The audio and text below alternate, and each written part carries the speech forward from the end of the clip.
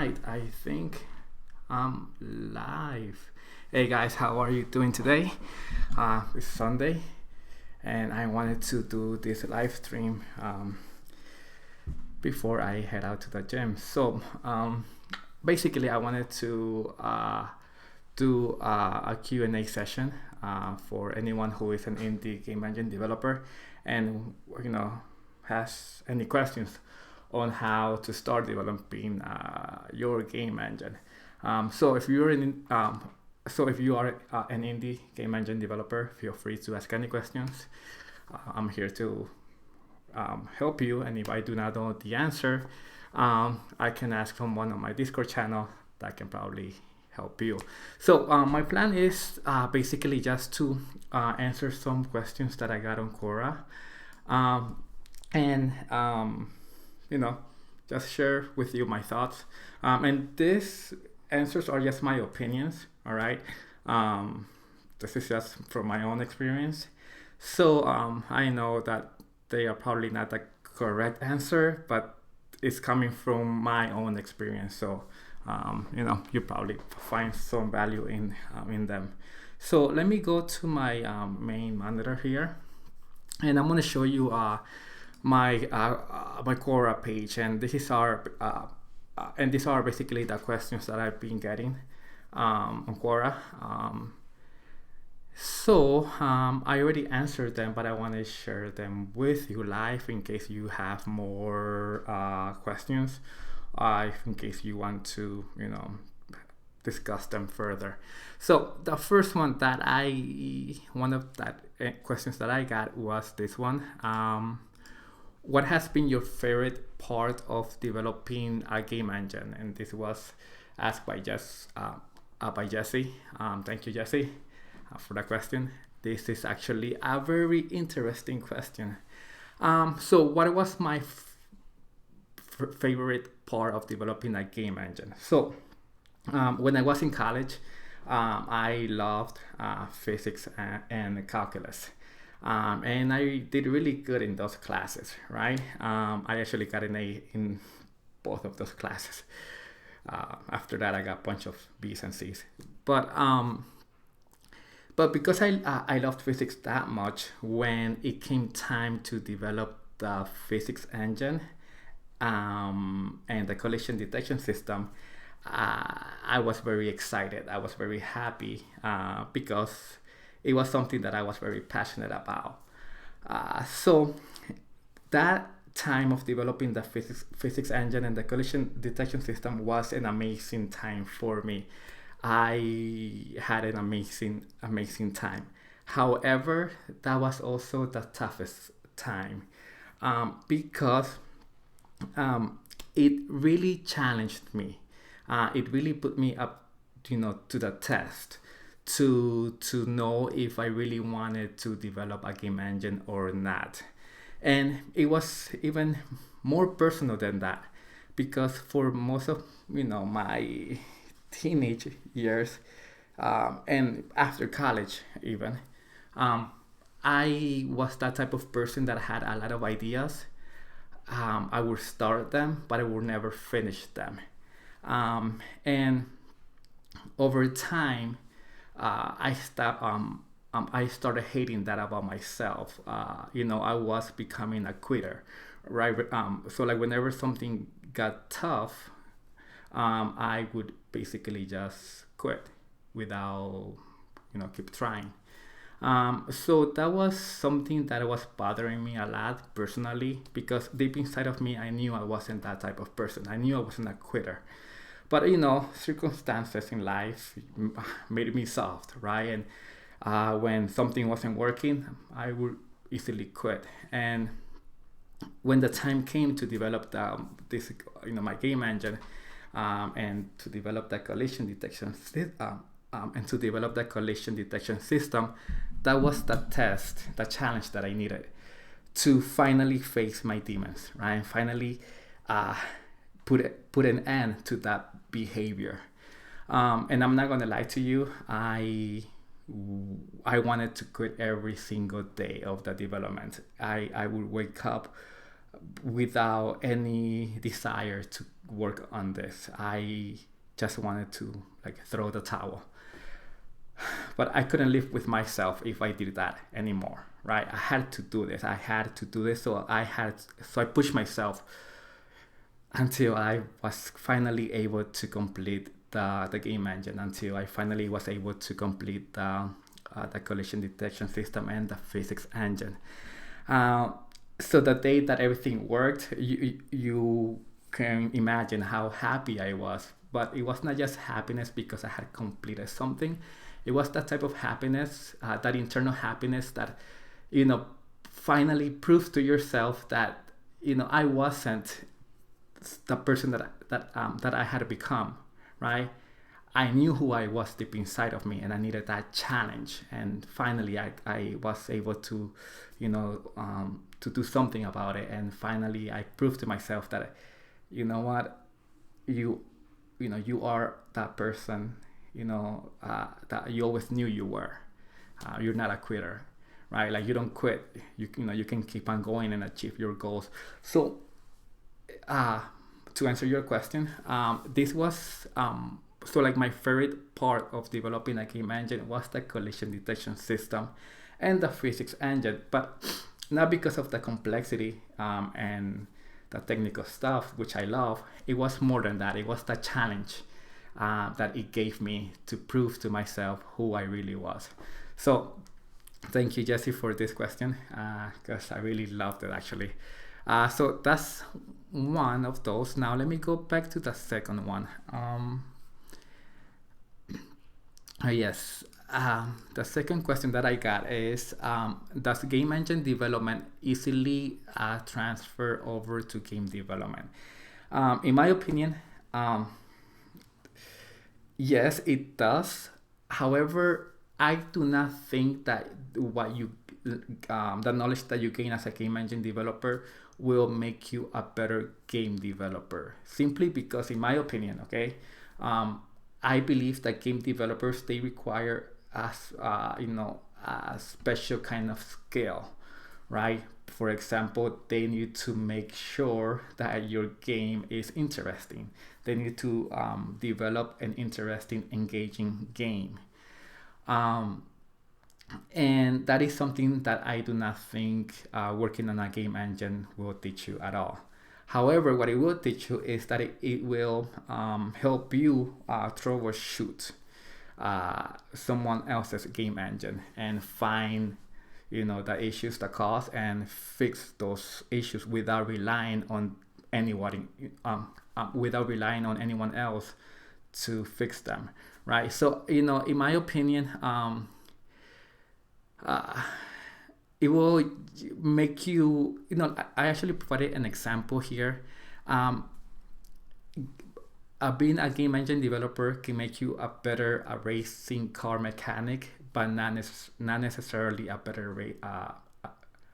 racing a driver. And again, I think that as a game engine developer, you will be able to troubleshoot and fix the issues. Because you know what makes a game engine tick, right? You know what's under the hood. You know anything, like everything about OpenGL, about computational geometry, everything about the GPU. You know what may be going on. A game developer doesn't really need to know anything, related to the GPU, like not in depth. But as a game engine developer, you do need to know all this. So, to answer your question, yes, but when it comes to troubleshooting issues, I don't think this is going to I don't think this is going to make you, help you develop better, more engaging games. Again, that's my opinion. All right. For example, I suck at developing engaging games. If somebody, if I had a game designer, then yes, I can, put into code his ideas. But if if it's only me doing all this, no, my games are gonna suck. I mean, they are gonna be boring. So I hope this answers your question. All right, so let me go to the second one.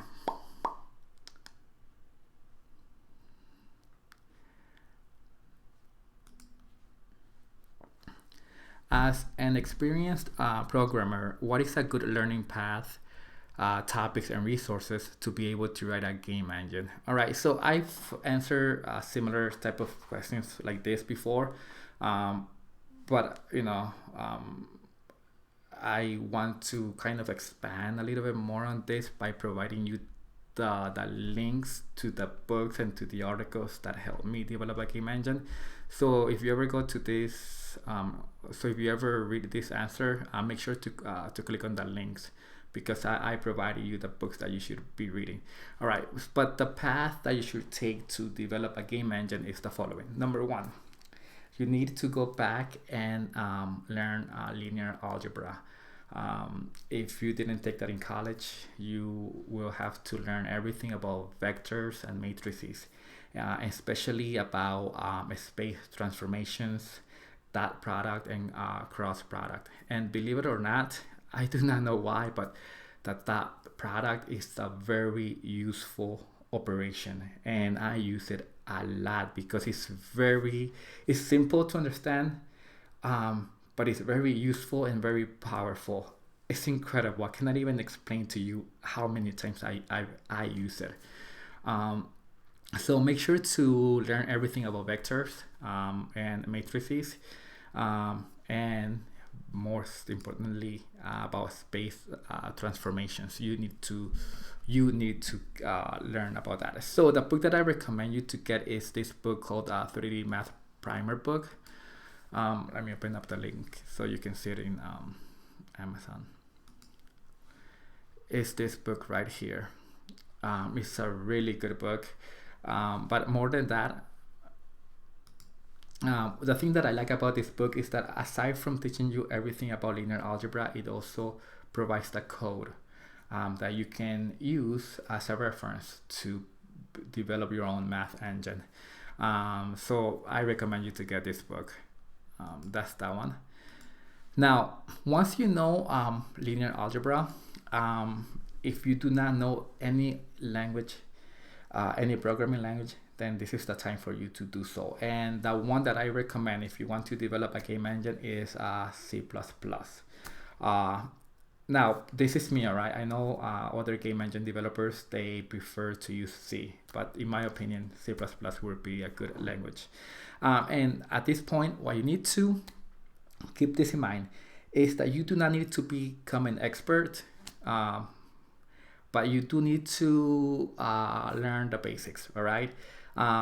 So make sure that you know everything about classes, about methods, about inheritance, polymorphism, and encapsulation. You are going to use them a lot, so make sure to know how to use them, all right? So the book that I recommend you to get is this book called Thinking in C++. It is an okay book. It's not like an amazing book, all right? It's just okay. But it will help you, all right? I mean, it's not bad. I just didn't like the style of the author. I like it to be more engaging. I found it a bit boring at times, but it's C++, so don't expect too much. All right, so you can get this book if you want to, Thinking in C++. Now, if you do not have to use C++, like I mentioned before, you can use C, and it's all up to you. But make sure not to use something like, JavaScript. No, don't use that. Or even, I don't know. I mean, I do not know anything about Python, but I don't think that would be a suitable language to use to develop a game engine. I do not know, all right? But I recommend you to use C++ if you're going to do something like this, because it's fast. So now, once you know a programming language and you know linear algebra, now it's time for you to develop your mathematics engine, right? And you're going to put everything that you learn together, and you are going to develop a class for vectors, a class for matrices, and implement a bunch of operations such as the dot product, cross product, space transformations, um, on and on. Now, I made a mistake when I was developing my game engine to also implement quaternions and implement classes for quaternions. And I went even further and I implemented dual quaternions. So my whole game engine is based around dual quaternions and quaternions. Um, don't do that, all right? Not at the beginning stages of your game engine. You can, push that to the almost to the end, all right? Now, and because I did that, I think it took me longer to develop a game engine because quaternions they are a little bit harder to understand. So just keep it to matrices and vectors and just keep it simple for now. Do not do the same mistake that I did. I developed something with quaternions and dual quaternions. So just push that to almost to version 2.0 or whatever. So once you have your mathematics engine ready, now you are going to learn everything about computer graphics and everything about OpenGL and everything about shaders and everything you can imagine, right? And along with this, stage, with this step, what I recommend you to do is I want you to use your mathematics engine that you developed and then do a lot of projects related to OpenGL, but using your mathematics engine, all right? That's going to help you really understand the whole operations, like the whole concept of computer graphics. You are going to really, really, get a big, like you're going to understand a lot more if you use your own mathematics engine than if you use a third-party math engine. That's what I think helped me understand a lot about computer graphics. The fact that I developed my own mathematics engine, and then I use that for my own OpenGL projects. Right? It took me longer, but it helped me understand the concept better. So yes, during step 5, make sure to do a lot of projects. Do not rush. Don't take it slow. Just do a lot of projects. Any project that you can think of, just do them because they are going to serve you when you start developing your rendering engine. All right. So in the book that I recommend to get is you to start with this one, with this book, because it talks a lot about theory, the whole the graphical pipeline and how shaders and vertex and fragment shaders, how do they work. The OpenGL Supervival 7th edition, which is the one that I recommend you to get. I had the other one, I think was the 5th edition or something. But this one is really, really good. All right, the 7th edition. But this book talks more about the API. All right, more about the library. So one talks a lot more about the theory about the pipeline, how shaders work, and this one talks about how to use, how to access the GPU, how to talk to the shaders, how to send data to the shaders using the OpenGL API. So I recommend you to first learn this, read this one and then read this one. I made the mistake of starting out with OpenGL Supervival, but I didn't have any knowledge on computer graphics, so it was a lot tougher to understand the whole concepts. So don't do that. All right, so then once you do that, then it's time for you to learn design patterns, and you are going to need to use this. You are going to use them a lot. All right, so learn everything about how the singleton design pattern works, a strategy design pattern, the observer design pattern, the MVC design pattern, all of that. you know, you need to make sure to have a good understanding of how, on how they work. Now, here is something that I want to share this with you. There are these two books that I recommend you to get. The first one, Head First Design Patterns. That is a nice book, but it uses Java. All right, and the way of how they teach it is more like cartoonish. Okay, so you may not like the way that they teach design patterns with this book. The other one is a must. All right, you need to get this book no matter what. It's called Design Patterns: Elements of Reusable Object-Oriented Software. This book will basically explain, teach you how design patterns work, how to implement them using C++. It is an amazing book, and no matter what, you need to get this book. Design Patterns: Elements of Reusable Object-Oriented Software. That's the book that I recommend you to get. Now, if you are having a little bit of problems understanding this book, then get this one. But do keep in mind that they use Java, and once you get the concepts down, then you can go back and read this book, Design Patterns for Elements of Reusable Objects. That's what I did. There were some instances that I just didn't understand, so I got this book and it helped me a lot. So it is a very helpful book, but the way that they teach it is a little bit more, I'll say, more like cartoonish type of story. Linear algebra. Now you know about C++, that you know everything about computer graphics, and design patterns. Now at that point is when you start developing your own rendering engine.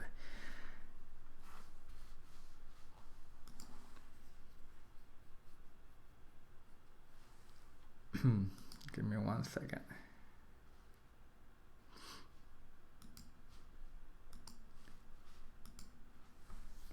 All right, so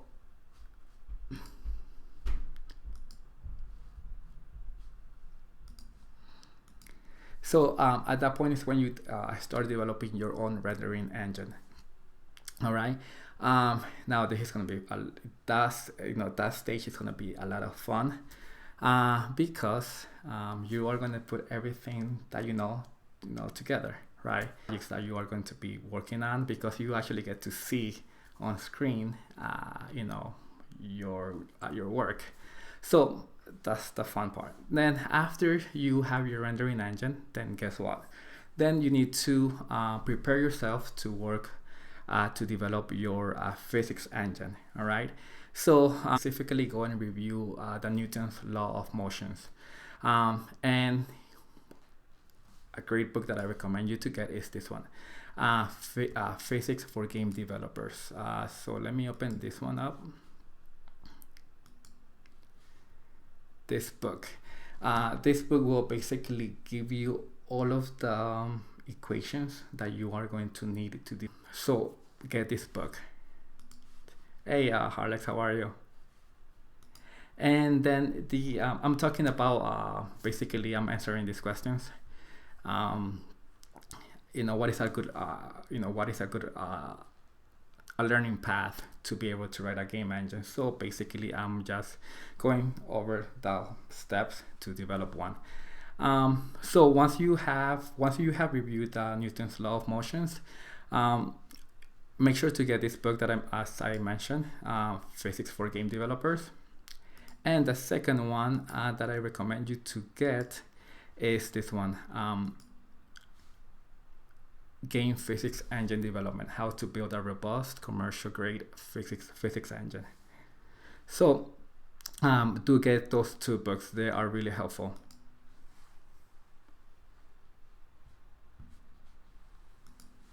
So boom.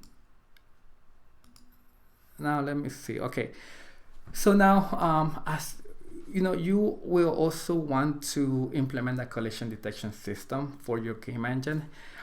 So to do that, you need to learn computational geometry algorithms, and just keep this in mind, that this this topic is gonna be very boring and very dull. So and it's gonna be time consuming because to get many of the collision detection algorithms to work, you need to implement a lot of peripheral code, and they take a long time to implement. And they sometimes like they are going to take a lot of work and energy to get them working. So luckily there's this book called Real-Time Collision Detection, and this is another book that you really need to get, because again it gives you all of the equations and all of the functions and all of everything that you need to basically develop a collision detection system. As a matter of fact, I wouldn't have been able to develop this type of a collision detection system without this book, because it was super helpful. So do get that book. So once you have knowledge about Newton's laws of motions and computational geometry algorithms, then you can develop your physics engine. And at that point, once you have this down, it's time for you to develop a game and test and repeat. Now that's one of the things that you should be doing. Try to do like small demos as you are developing your game engine for testing purposes. All right.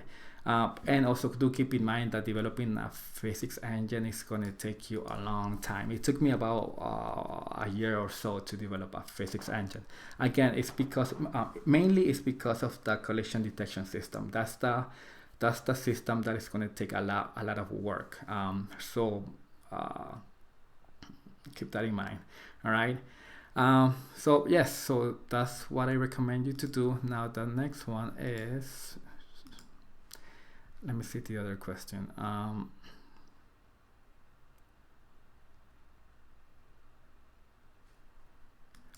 What was the most challenging aspect for developing a game engine?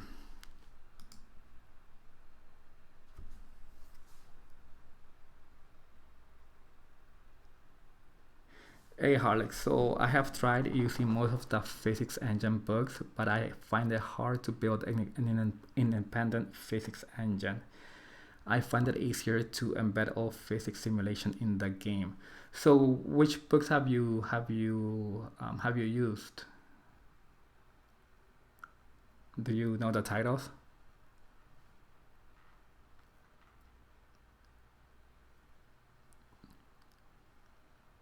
Let me know, because the book that I used was actually very helpful. Um, Between the two books that I mentioned, actually, let me bring them up again.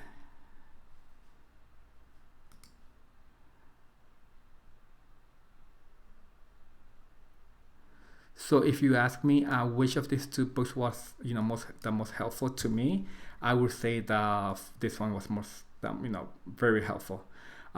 This one was, it was helpful, but not as much as the first one.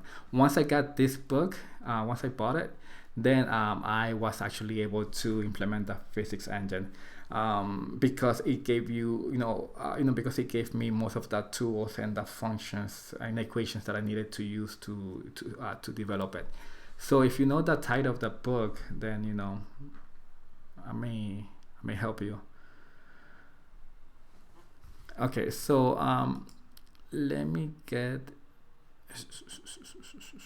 go to the next one. What was the most challenging aspect for developing a game engine? All right, again, the most challenging aspect was implementing a collision detection system. That was the toughest system, the toughest component to implement. And aside from it being very technically complex and having to deal with very boring algorithms and all of that, I think that one to be putting in so much work and so much energy for so long, and you will not have anything to show for after all of that work that you put in. Like the progress that you would have made, it would be very very small. So that can affect you psychologically, right?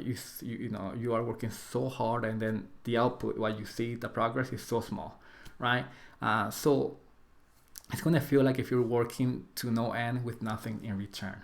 That's one of the problems. Now, the other problem is that for the collision detection system to work, you will have to implement a lot of peripheral code, a lot of it, and again, that's going to take a lot of time, and there is no instant gratification, right?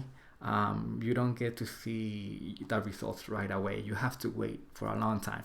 So the lack of of instant gratification can really demotivate you, and yeah. So and it is very easy for anyone to just throw the towels, and anyone just to give up. So the most challenging component to develop in a game engine for me, it was the collision detection system. Not only because of its technical complexity, but also because of the psychological factors that play a, that can play a role. Meaning that it can easily be demotivated, right? You can easily just give up and just say whatever, I'm done with this. So that was the most challenging one. All right, so Game Physics Engine by Ian. Oh, okay. I think I know which one. I think that's the second book that I mentioned. Yes. Yes.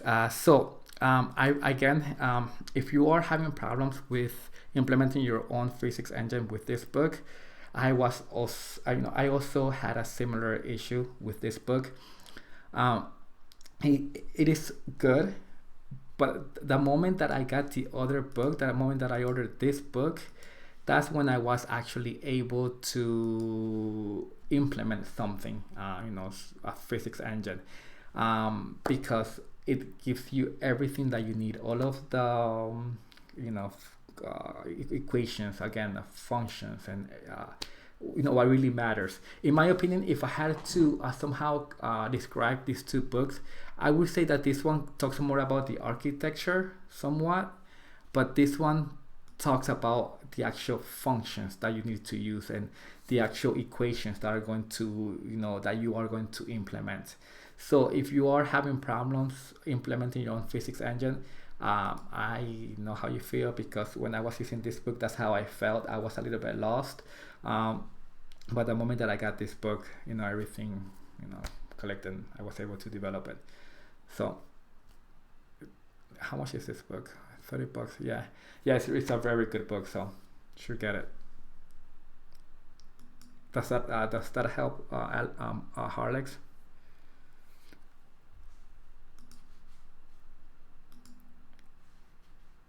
All right, so now the last question that I wanted to answer is, what stage of completeness would you say my game engine is, the Untold engine? So this is a hard one to answer, right? Because this is something that I built, and obviously I wanted to, to be the best thing that I can, to be the best thing that that it can be, and because I built it, I also wanted to, to work amazingly, right? But I have to be honest, right? And obviously, the game engine, the Untold engine, is not ready for prime time. There are some issues that I have to fix. But let me give you, like a breakdown, right? So as of today, right, I think the engine is about 75% ready. If you want to develop a very simple first-person shooter game with less than 50 game objects, and all of them being a low poly count. However, it still needs a HUD system. So I a question on my Discord channel, so that way I can help you. But yes, believe I actually, it's gonna help you. That book was very helpful, so I know it's gonna help you too. Then back to here. So now again, as of today, I think that is 50% ready if you want to develop a decently complicated FPS game, right? With objects with higher poly counts. However, there are some issues that I have noticed. Number one, it takes a long time to load game assets, especially if the game objects are have a decent number of low of poly counts. And when I say it takes a long time, is a time that is not acceptable for any person that is about to play a game. I even get frustrated and I'm like, I need to fix this. And the other issue that I needed to fix is there are some instances where the collision detection system fails, and I haven't figured out why yet. And what makes it even harder is that I cannot duplicate the issues easily. It happens randomly, so I need to first of all somehow be able to duplicate those problems over and over again before I can fix it. But because they happen so randomly, it's just tough to track down the bug, right? So because of all that, one of my goals for 2020 is actually to fix those two issues. Fix the loading, the time that it takes to load the game models, and also work more on improving the collision detection system. And once I get that fixed, I think the next step is to make the engine more efficient when it comes to dealing with a higher number of game objects in the scene. Oh yeah, something that I also forgot is the moment that you have a lot of game objects in the scene, I've noticed that the FPS, it drops below 60, and that's something that it bothers me a lot. So I have to fix that too. So we'll see where it goes. Greenblade, are you accepting contributors for your engine? You know what? I've been thinking about that actually, because so like initially I wasn't allowing it because I needed to write documentation, but now I'm at that point that yes, I would love some help, right? And I would be accepting contributors this year for sure. So hey, if you want to contribute, you're more than welcome. Greenblade. Harlex, would the Untold engine support Windows build in the future? So how can I say this? As of this moment, no, not yet, because it uses the Metal API. However, when I built the engine, I made it like very modular, which means that you can easily just write OpenGL code and just plug it into the engine. So in theory, it can work with Windows, but I need to write the code for OpenGL. So maybe in the future, yes, but as of now, it only works with the Metal API. And the reason why I'm so like when I started the game engine, it was using OpenGL, right? That was my initial intent. But then I was a bit concerned that Apple was going to stop stop any support for OpenGL. So I decided to move to Metal API. And also around that time, a Vulkan was coming out. So I figured that OpenGL was gonna die, right? And nobody was gonna use it anymore. So I decided to make the switch from OpenGL to Metal because number one, I thought that that Apple was going to stop support, and I also thought that OpenGL was going to die. So we'll see where it goes though.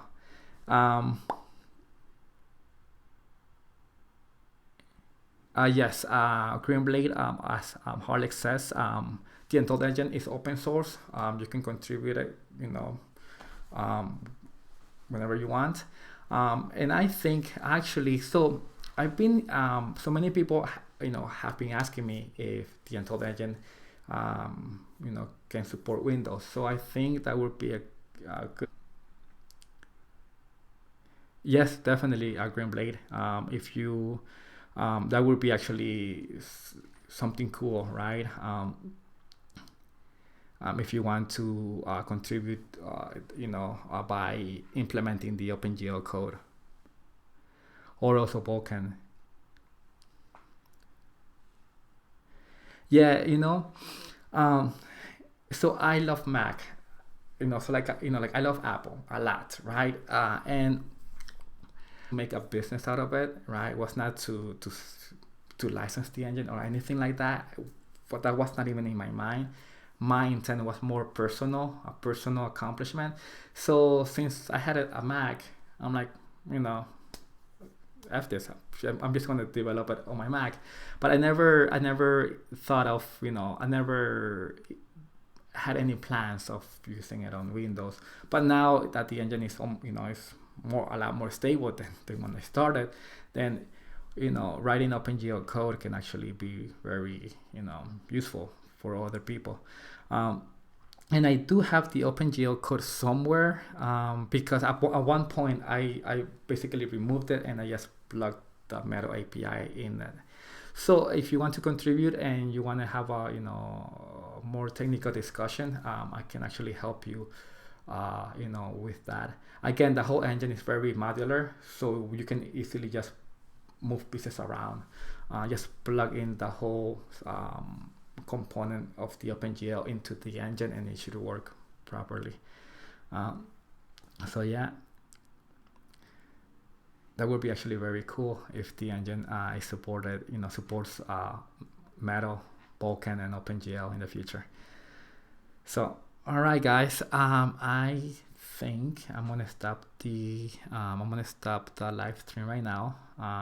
If you have any questions, let me know. Shoot me a question on my Discord channel, or just send me, a direct message, and I'll try to help you guys.